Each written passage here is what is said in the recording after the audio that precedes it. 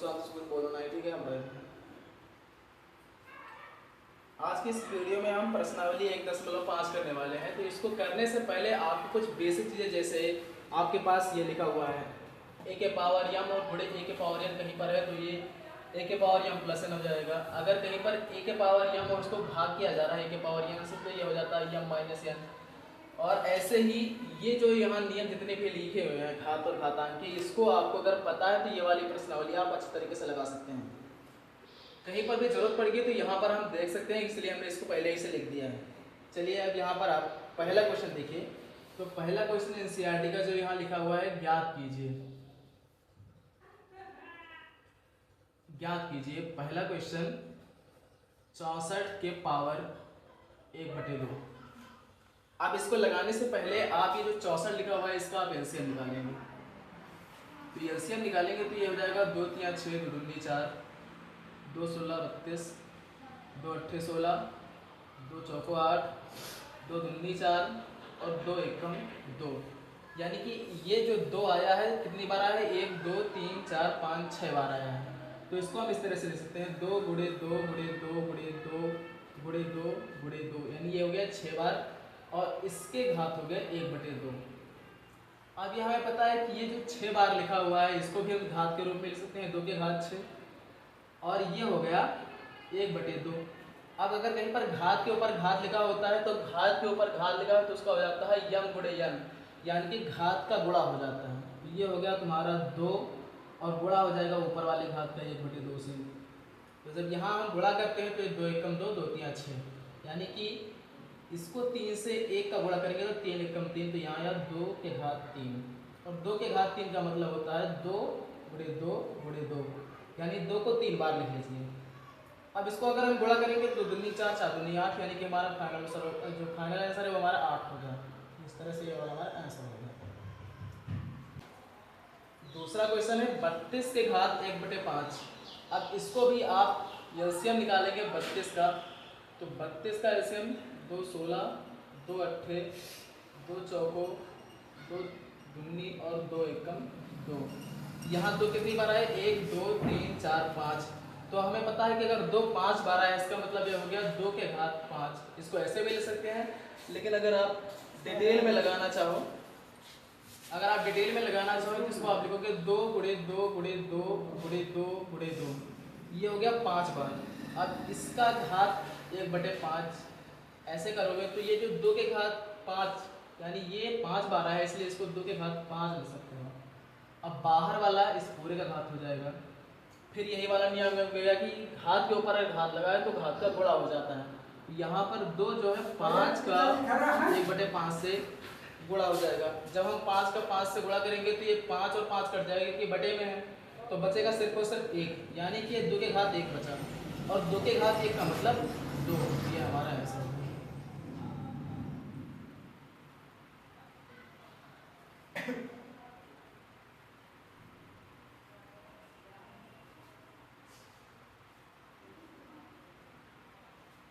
तीसरा क्वेश्चन 125 के घात 1/3।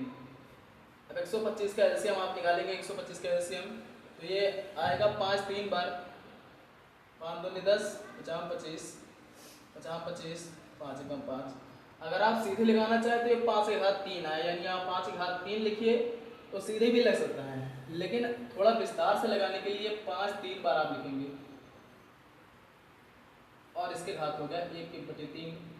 हमें पता है 5 3 बार आए तो इसको लिख सकते हैं 5 के घात 3 गुणे 1/3।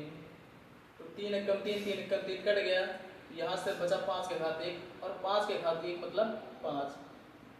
ये आंसर हो गया। दूसरा क्वेश्चन ज्ञात कीजिए,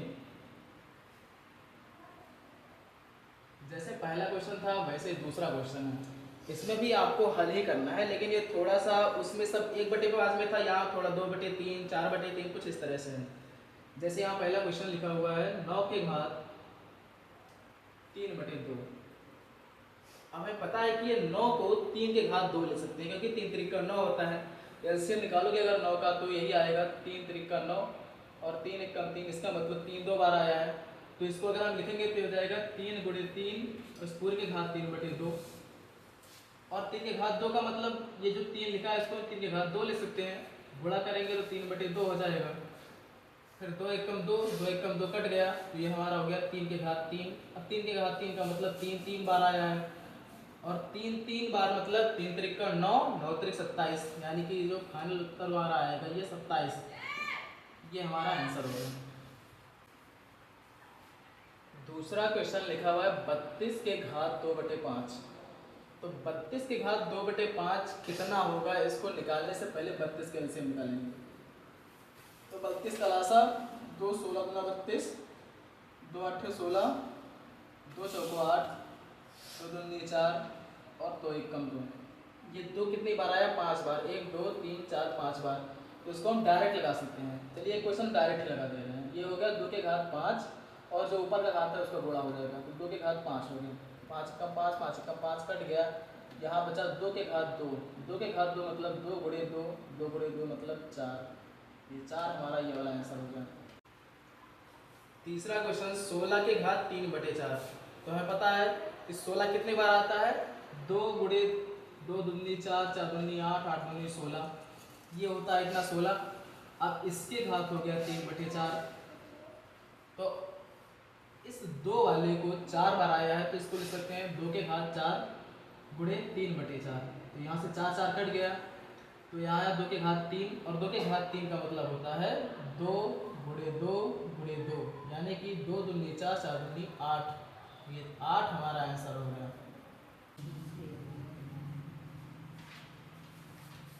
तीसरा क्वेश्चन है सरल कीजिए। सरल कीजिए यानी कि इसको आपको हल करके अंतिम रूप तक लिखना है। जैसे अब यहाँ तीसरा क्वेश्चन है सरल कीजिए। अब इसमें ये जो क्वेश्चन लिखा हुआ है 2 के घात 2/3, और ये बिंदु का मतलब होता है गुणा, तो 2 के घात 2/3 गुणे 2 के घात 1/5। ये वाला क्वेश्चन कुछ इस वाले नियम के जैसा है। जैसे यहाँ लिखा हुआ है 1 के घात यम गुणे 1 के घात यम, तो जहाँ पर आधार समान होता है वहाँ घाते जुड़ जाते हैं, तो आधार वही लिखा रहेगा, बस घात इसका जो 2/3 है और प्लस 1/5 है, इसको जोड़ देंगे। अब जोड़ने का नियम आप कैंची गुणा करके जोड़ेंगे, तो 5 दूनी 10 और प्लस 3 एकम 3, और ये 5 3 15। अगर यहाँ 10 और 3 को जोड़ेंगे तो हो गया 13, और ये नीचे 15, तो ये जो 13/15 है, 2 के घात 13/15, ये हमारा एकदम सही आंसर है। अब ये दूसरा क्वेश्चन है, यहाँ पे लिखा हुआ है 1/3 के घात 3 के घात 7। तो इसको हम कुछ इस तरह से भी लिख सकते हैं। अगर कोई ब्रैकेट के बाहर से घात लिखा हुआ है तो उसका घात बांट भी सकते हैं, यानी इसको अंदर भी भेज सकते हैं। अंदर कैसे भेजेंगे, ये 1 के घात 7 हो जाएगा, और नीचे 3 के घात 3 पहले से ही, तो ये वाला घात आएगा तो इसमें गुणा हो जाएगा। ठीक है, देखिए 7 ऊपर भी आया, 7 नीचे भी आया है, दोनों में गुणा हुआ है। यहाँ कुछ नहीं था तो 1 में गुणा हुआ है, तो 1 का 7 से गुणा करके 7 ही रहेगा। अब यहाँ 3 था इसलिए 7 तक 21 हो जाएगा। तो ये वाला जो हमारा 1 के घात 7 और यहाँ हो गया 3 के घात 21। अब 1 के घात 7 का मतलब क्या होता है, 1 ही होता है, क्योंकि 1 को कितनी बार भी गुणा करो तो 1 आएगा, और नीचे 3 के घात 21 है। अब कोई भी संख्या अगर नीचे लिखी होती है उसका घात कुछ भी हो, अगर वो प्लस में है तो ऊपर जाएगा तो माइनस में हो जाएगा। तो ये कुछ इसके जैसा हो जाएगा, ऐसे 3 के घात -21, क्योंकि नीचे प्लस था तो ऊपर माइनस हो गया। अब किसी भी संख्या को अगर 1 से गुणा कर दो तो 1 से गुणा करने पर वो संख्या वही आती है जो लिखा होता है। तो यहाँ ये जो इतना लिखा है इतना ही आएगा 1 से गुणा करने के बाद, तो इसलिए 3 के घात -21 ये हमारा आंसर हो गया। अब यहाँ जो तीसरा क्वेश्चन यहाँ लिखा हुआ है 11 के घात 1/2 और 11 के घात 1/4। तो यहाँ अगर हम देखें तो भाग हो रहा है और आधार समान है, तो जहाँ कहीं पर भाग हो रहा होता है और आधार समान होता है वहाँ पर ये वाला नियम लग जाता है। जहाँ भाग दे रहा है और आधार समान है तो घात घट जाती है, तो यहाँ पर जो इसका घात है वो घट जाएगा और आधार वही रहेगा।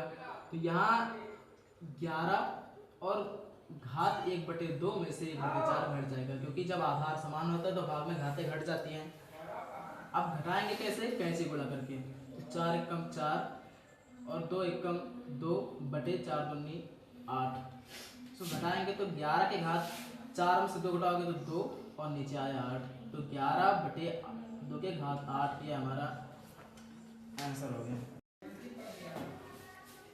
अब ये जो चौथा क्वेश्चन लिखा हुआ है यहाँ 7 के घात 1/2 और गुणे 8 के घात 1/2, तो यहाँ घात समान है। तो जहाँ कहीं पर घात समान होता है वहाँ आधार का गुणा हो जाता है। कैसे? इस वाले नियम से, a के घात यम यानी घात बराबर b के घात m, यानी यहाँ भी घात बराबर, तो आधार क्या हो जाएगा a गुणे b, यानी आधार का गुणा हो जाएगा, घात वही रहेगा। यानी यहाँ अगर देखें तो ये कुछ इस तरह से लिखा हुआ है, a के घात यम गुणे b के घात यम, तो जब इसको गुणा करेंगे तो a और b का गुणा हो जाएगा। यानी कि यहाँ 7 और 8 ये आधार है, तो आधार का गुणा हो जाएगा, और जो घात समान है उसको उसके ऊपर लिख देंगे, तो यहाँ हो जाएगा ये। अब ये हो गया 7 56, 56 के घात 1/2, तो ये हमारा इतना ये वाला आंसर हो गया। इस तरह से ये प्रश्नावली खत्म होती है। अगर आपको ये वीडियो पसंद आई हो तो लाइक जरूर कीजिएगा, और चैनल पर पहली बार आए तो सब्सक्राइब कर दीजिएगा। मिलते हैं अगले वीडियो में, तब तक के लिए धन्यवाद।